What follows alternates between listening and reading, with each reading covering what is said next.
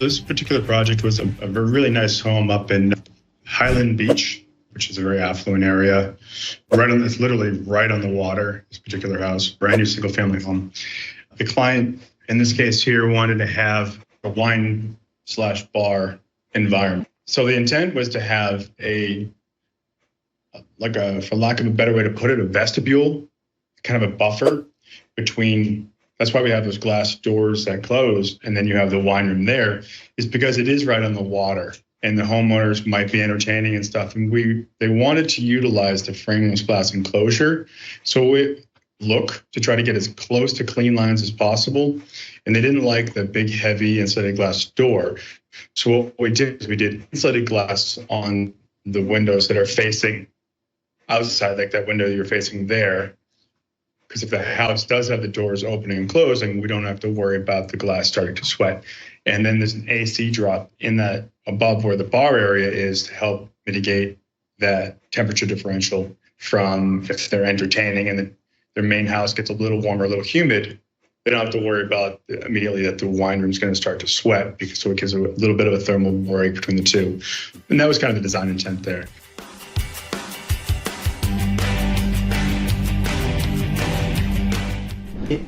Is the whole thing, including the bit in the middle, is all of that cooled to the same temperature, or no. Are they different? So if you look up, you can see the Whisper Cool ceiling mounted unit. That glass front and then glass two side returns, that is going to be your only refrigerated, climate controlled aspect for the wine room. When these doors are sliding doors, it's glass doors, it's open right now that you're kind of looking at. You can see the handle on the right-hand side there. Yeah. And the CAD renderings that we send over, that bar area has an AC drop in there that they have control over, but it's not refrigerated, it's not wine room, it's just tied into their air conditioning system. It's just a different zone, that's all. So they have it probably at 70 degrees or 72 degrees, in case the rest of the house gets a little bit warmer, but at least they know they can try to create a stable environment just outside of the wine room itself, the climate controlled area itself. So if you're looking from that plan view, it's only the area that is the 5'8" by 4'3". That area is the only thing that's refrigerated. Got it. For the wine room. And then the larger area of the 5'7" and plus the depth of the cabinetry, on the 1'9", that area is just like a wet bar area, but that's just AC temperature, like ambient temperature of the house. They just have it in a different zone, which doesn't matter from our perspective. It's just to try to keep it controlled temperature outside the wine room for them. It's a two-story house? Yes. You've got a cooling system in the ceiling, so how does that work if it's just going into the cavity in the ceiling? Well, they're slab to slab height, 11 feet, and in the wine room is potentially 9.5 feet or something along those lines. So you have your truss system or your joist system between the ceiling, your slab, and the ceiling below. It allows for your AC ductwork, your electrical, and things like that. So we had about an 18 to 20 inch area above to work with. So it was more than enough for us to be able to run our refrigeration lines, recess the evaporator up in that space, insulate everything that we needed to, and it worked for our needs. So there's enough room in that case. If they didn't, then it wouldn't be able to. Right? If it was only 8 inches, we couldn't do that, obviously. So in this case, then, that's what they call a split system? That would be a split system refrigeration. Obviously, the advantage of having it on the ceiling is visually it's much less obvious that there's a big cooling system grill. That's correct. And the other thing is that it allows for service. You can actually unscrew it and lower it down and access it from inside the wine room. There's no need for you to have to get above it or around it. All the work can be done from underneath. And that was done by design to make that accessible all from underneath. So it makes it much more feasible and functional for inside the wine room. It was designed that direct intent of being able to service it, knowing that it's encapsulated with insulation. So the component that goes in the ceiling there is called which part of the two? It's called the evaporator. That's the evaporator. And then you've got part outside the house? would be your condenser. The condenser. So are they ducted or how are they connected? They have a line set run, which would be a copper line set, and then you have your drain line for your condensation drain line. All right, so that drain line goes a long way then, presumably. Well, here we actually had them ahead of time stub out a drain line for us, planned for it. So we actually gravity feed into the drain line. There is a pump, but we found that it's better not to rely on a pump. Well, it's one less component to go wrong, I guess, yeah. 100%. We're unlikely to have a glitch in the gravity in Florida, I suspect. These things work so much down here that they're burning out to a degree of there's a integrated mini pump.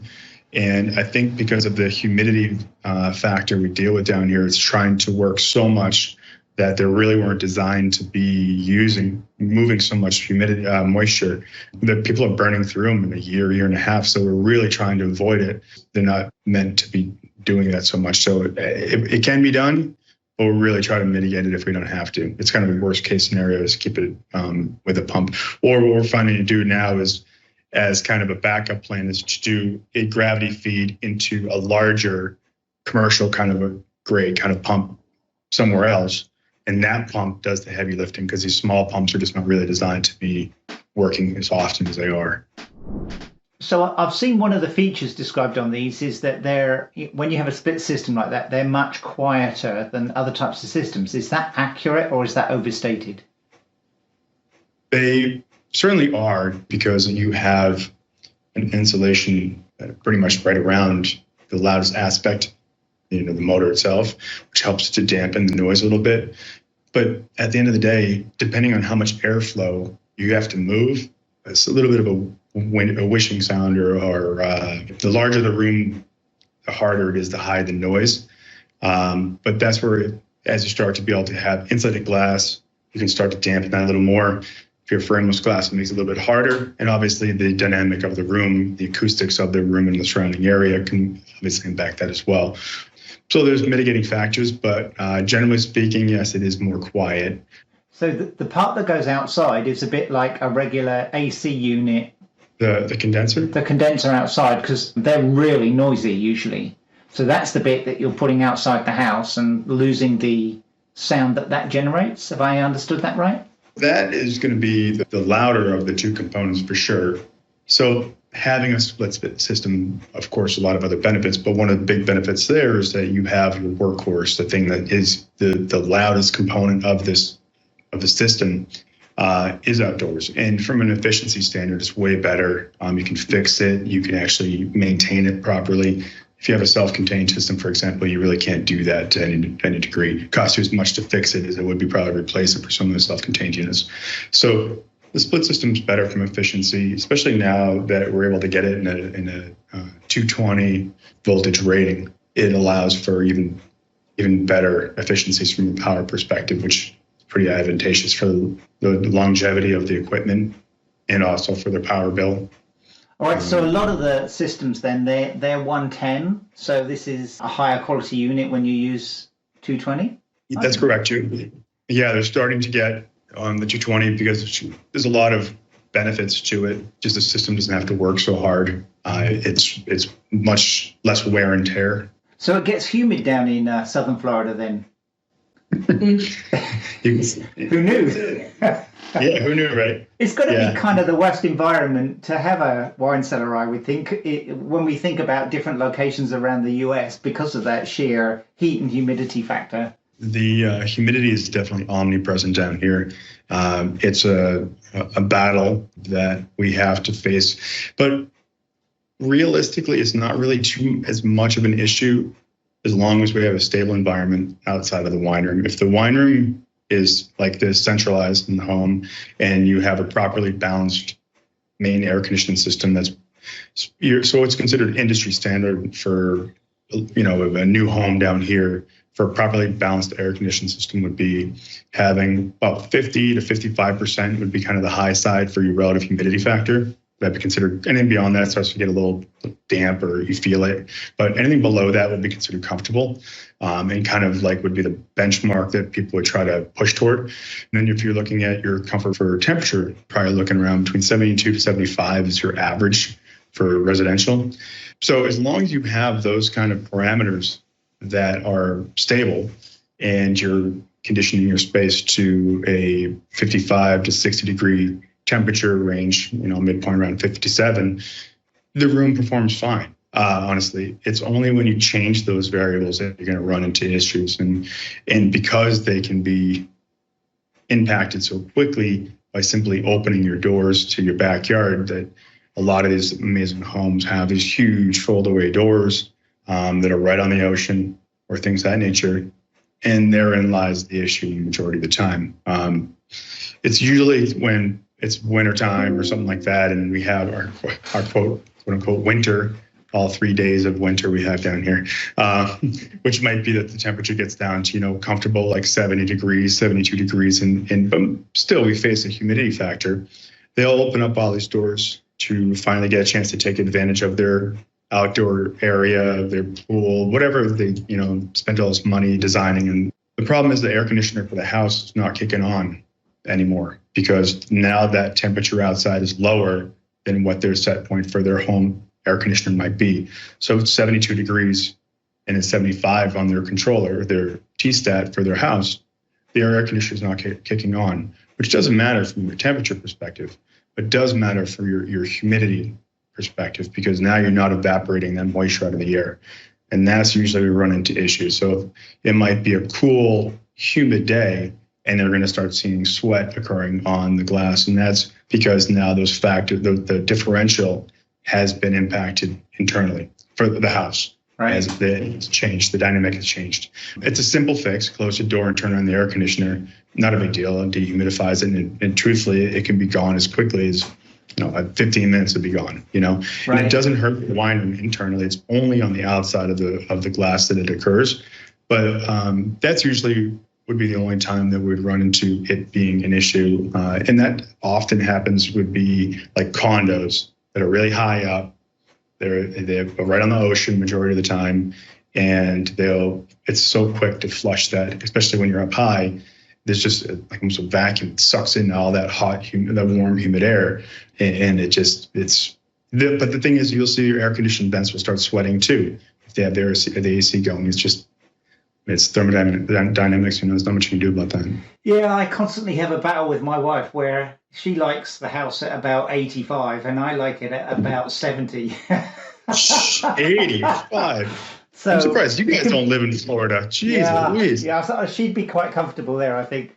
So apparently there's this male-female thing, whereas in general, men like cooler temperatures. Oh, true. 85? I would have to get a separate house. Exactly. That's right. Tropical. Oh, that's my funny. Lord. And the humidity makes a huge difference. Having lived in Salt Lake in Utah, I can tolerate much warmer temperatures because it's so dry. You just don't feel it. So, yeah. 100%. Florida is its own environment for sure. Great. So I guess I've got a technical question. I think if I'm understanding the design of this is single pane. The one that is on the side of the so if you want to go to page 1 of the CAD here, this is 2 of 8. So if you go to the first page, okay. So if you're looking down on your plan view, if the glass right there, that's actually insulated right there on both of the outside. So it's dual pane. When you say insulated, you mean dual pane? Yeah. That's correct. Mm-hmm. But the doors are then single pane? Yeah, that's what we did for that there, because they didn't like the look of the insulated glass doors. So that's the reason why we did that little like vestibule area there, was to kind of be a temperature buffer. Right. So that you can control that area there. If you have this, it's better from a technical point of view because it's insulated, duh. But you've got a frame around it, whereas single pane like this allows you to have frameless. So it's a trade-off with visual style and efficiency. Have I understood that correctly? It's not really doable to have a frameless look with the dual pane. And ultimately, it's not that you can't get big piece of dual pane glass, but you have that track, that gasket that goes around the perimeter of that. that's your spacer. Right. And ultimately, if it's an argon charged, it's also going to maintain your charge. That's not really that pretty. So if you have when you have your non-insulated, tempered, monolithic, whatever you want to call it, it's all essentially the same thing. When you have those things come together, whether it's what we call butt joint, which would be glass to glass, end to end, or if you come into corner to edge to create your corner, you're going to have those end gaskets or spacers that are going to be very visible. The spacer between the two panes of glass. Inevitably, that makes visually the necessity of something to cover that. So it's not that you need to have a big heavy frame per se. It's just that even if you try to minimize it, it's still going to be something that's going to have to go over that, as opposed to non-insulated glass. You can have a nice clean just joint to joint. Yeah, exactly. And you can have that be low iron, so you don't have that green edge on the side. And you can just do crystal clear silicone, and it kind of makes that jewelry box kind of feel to it. So it's a balancing act. So many times people want frameless glass, and it gets drawn as frameless glass from the designers or architects and blah, blah, blah.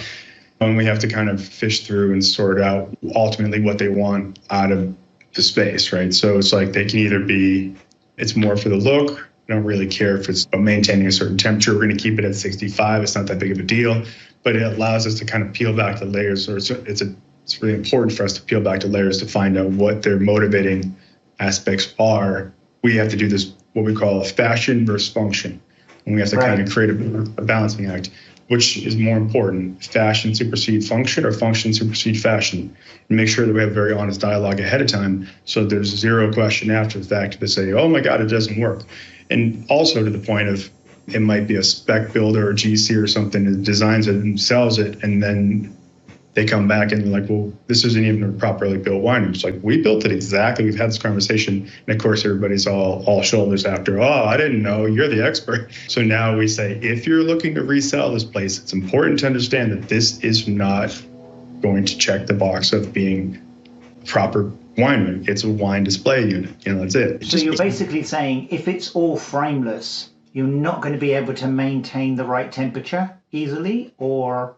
You can. It's not that it's not attainable. We do plenty that are frameless glass enclosures. It's just making sure that they understand that the system's going to have to be a little bit bigger. It will maintain the temperatures but they're going to have to babysit the outside temperature. So sometimes people aren't really worried about opening up the doors to the house. They say, look, we never open the doors out back. It's not a big deal. Our house is always at 72 degrees, or I don't see that this having any kind of spike in temperature or spike in humidity or anything that's going to be a mitigating factor in the situation here. We're going to keep it's red wine. We're going to keep it. I have to advise on the pros and cons of both. Ultimately, I need you to decide which one makes the most sense for your particular needs. Here's all the options that are out there. Because what I don't want to do is say, don't do frameless glass. You can't. Well, you can, as long as we have a very honest and open dialogue with them and explain to them, like, this is what you're getting, and here's the things you have to kind of watch out for. But it can completely function. It may require having the certain gaskets and sweeps like that, and the system's going to run a little more to do that. But it's wine, and the integrity of the wine is totally intact. It's just the system, the function, the BTU output, and making sure they maintain the temperature and the humidity levels outside of the ring are really important. Some of the factors that will help us kick off where to start from a design perspective. Biggest thing is if they're working, especially in a new home design, if they're working with a designer or an architect firm, and there's already a design directive in place, it helps us because we're kind of just trying to fall in line with whatever their design directive might be. And what I mean by that is your finishes, the look and feel. It's a transitional, it's a contemporary, is it traditional? If you're using woods, what kind of woods are you using? Are they darker? Are they lighter? Metals, are they going to be a black, a stainless steel, brass, chrome, everything in between? There's a look and feel that is associated with whatever that design directive might be for the rest of the home, especially the caliber homes that we typically are dealing with. they usually have a very talented architect slash designer that is already has something in place for the entire house. And this is just one little component. So we want to make sure that we really pay close attention and have a very transparent dialogue with making sure this falls in line with their overall vision. We're one little block, like a little Lego block in their entire overall sculpture, Lego sculpture.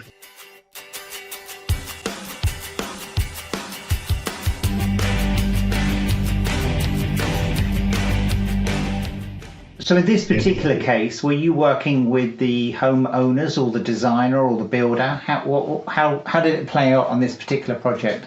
We're working with the designer. We worked back and forth with her initially. And then as we started closing in on what we felt was a good marriage of wine and storage capacity and overall look. And then we would sit with them when we have something like we do some renderings like our other rendering you have there, as kind of a starting point to get their feedback and their thoughts.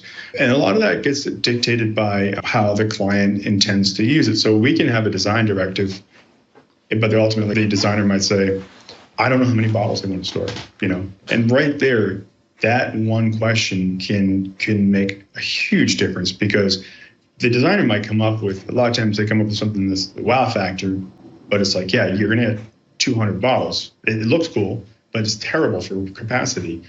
Or they might have something that's really, really heavy and bottle dense, and you'll say, okay, that's great. Does the client need 800 bottles? Are they collecting like that? So those are important conversations, because what you don't want to do is have a wine room where the client now has to go out and double their collection when they weren't planning to.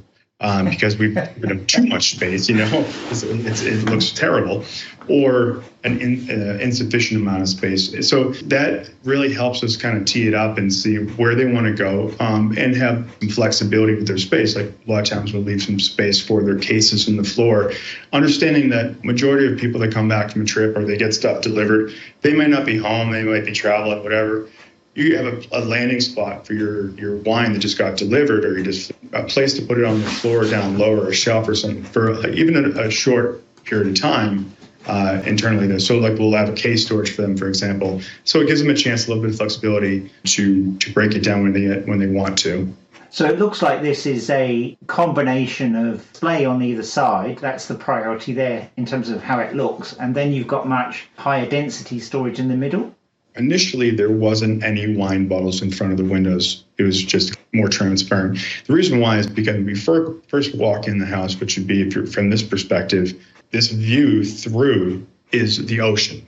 The designer and the homeowner, you have this amazing windows that are literally right on the water. So they want to try to maintain as much transparency. So there you go. You can kind of see the left-hand side there. So that's we can just about see it. Is that the ocean out there, is it? Yep. So they have their pool, their yard, and they're literally right. I'm jealous already. Yeah. This house is amazing. They did a really beautiful job, and the designer in this she was really paid attention to every detail. She was very good and she was very much detail oriented for the right reasons. It came out really nice. The whole house looks beautiful. But yeah, so the idea is to have that visual to see through. Problems we're running into is that really minimized how much we had to work with for storage capacity. So the idea is we didn't want to build this big, heavy millwork monstrosity that's in that back wall, and now it kind of clips the first foot and a half of the wall. It kind of would look a little heavy for the space, especially where everything else is kind of more transparent and light and a little more of a contemporary, airy kind of feel. So we wanted to try to keep any of the heavier feel, like in terms of cabinetry and stuff, down low, below line of sight, and everything above was to have where it's a little more transparent and floating kind of feel. So once we had talked to the client and he had discussed how much he wanted for bottle capacity, we knew we weren't going to really be able to achieve that just utilizing the back wall and trying to create that lighter area kind of feel and look. So that's why I came up with the idea of putting these bottles on the side, kind of flanking it, and just going one bottle deep. So and we actually spaced them out a little more than we could have got the bottles tighter together in terms of their height, but we opened them up a little more to allow for that visibility through them, through the racks. And so it's not just bottle, as kind of a marriage of the two to increase capacity, and it's a really nice visual. Oh, it is. Yeah, absolutely. Yeah, it's a nice little bookend on both sides. Where's the view? Especially That really, at night. it's these views that give you Right. a sense of the impact of the design, I think. Yep, and we actually integrated a recessed LED strip. You can kind of see in the image there that splits the rails. So at night, that whole thing kind of has an ambient glow. You can kind of see. Oh, so this here is the LED strip. Yep, it's What do you call this type of racking? What? the one that we did in front of the window is just something that we built. We have a full millwork facility, so we just did those in house ourselves. They're actually stainless steel, and then we just powder coated them in a black. So those we made in house, and then all the millwork we did on the back wall. All that millwork is all in a black walnut, and we did a clear coat on it. That matches some other millwork that they had in the house. We just did a matte black finish on all the rails and all the hardware and everything. The bottle holders for that back wall section, those are actually vintage Vino rails. Yeah, so it's all about creating a design that's consistent with the styling of the house is really your lead-in point on something like this. Yep. Yeah. We tried to create a little bit of a work area there for them. And the designer had come up with the idea of doing that little floating shelf there, which I really think was a cool idea of having like that little centralized floating wood in the middle. We weren't sure how it was going to look having that just open box right there. And we played around with that quite a bit. We were going to make a floating box there with the light. And ultimately, she's the one that made the decision on that floating shelf. And I have to admit, I like it. I like it better than some of the other ideas we were throwing around. And that's where it gets kind of fun, too, is that we might have an idea, or I might be stuck in my head on an idea. And then having some of these really talented people we get an opportunity to work with, throw some ideas out there that I'm like, wow, yeah, I wouldn't have thought of that. And it's fun to be able to be a part of some of those ideas and concepts that they introduce to us that ultimately end up really, really having a incredible impact on the end result that probably would have been missed had it been I'd like to say that I can come up with the best idea every time, but it's just not. Well, the best ideas are when you're brainstorming and you're throwing things around, right? Yeah, it's collaborative. Yeah, for sure. So the shelves down below, we actually have those are pull-out shelves also. And they look like are they angled? We did that on the top one. For just like a presentation style for just that top one. What I mean by that is bottles are on about a 12% angle. Right. And we have a little bit bigger of an opening there as opposed to the other two. Try to get a little more visibility. And then below that, the bottles do lay down as well. Maybe 7. Here we go, 335. Oh, go back. Go on. Yep. And you look in the great bottles. So you met the owners. Yeah, they're really nice people. They're very approachable, very nice, very easy to deal with. The husband started a couple companies and ultimately sold them. But from what I understand, a serial entrepreneur.